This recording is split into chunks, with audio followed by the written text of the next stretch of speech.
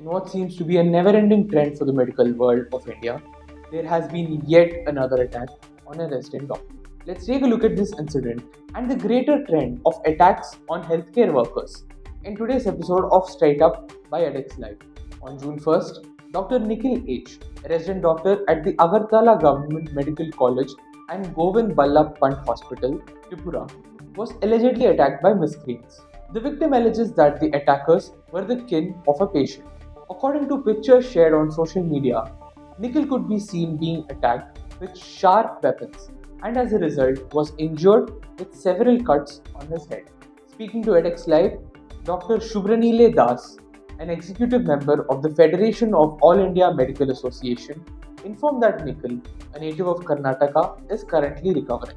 Chief Minister of Tripura, Prof Dr Manik Saha, met Nikhil and ordered a fast-track inquiry into the alleged attack. Saha also took to X to inform that one person involved in the incident has been arrested. He further condemned the incident and ordered both the police administration and health secretary Gitte Kirankumar Dinkarrao to expedite the investigation. Meanwhile, condemnation of the incident and support for the victim poured in from several medical associations in the country, such as FIMA, the Federation of Resident Doctors Association, and the Indian Medical Association Junior Doctors Network, who all requested the government to take action against the culprits. It should be worth noting that this incident is just one among a pattern of increasing attacks against healthcare workers in India. Doctors and medical associations alike have been urging the National Medical Commission as well as the central government to introduce a law to protect healthcare workers and declare attacks on them a non-bailable offence. Here's Dr Aviral Mathur, President of FORDA, speaking more about the need for such a law. We almost were very close to having an act back in 2020 when COVID was just entering and was getting into its peak. Then also, we faced some challenges from the Home Ministry. So, in fact, Health Ministry has been on board for this act. Of course, NHRC recently, 2 months back, we had a meeting. They were on board with this act. NMC, we had a meeting last week. They were on board with this act.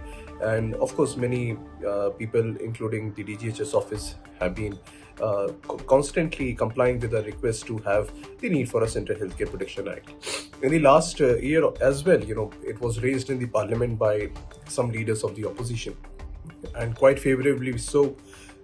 But we feel that, having this act now is the need of the hour when the new government comes in, because people are losing faith, doctors are losing faith in the government machinery.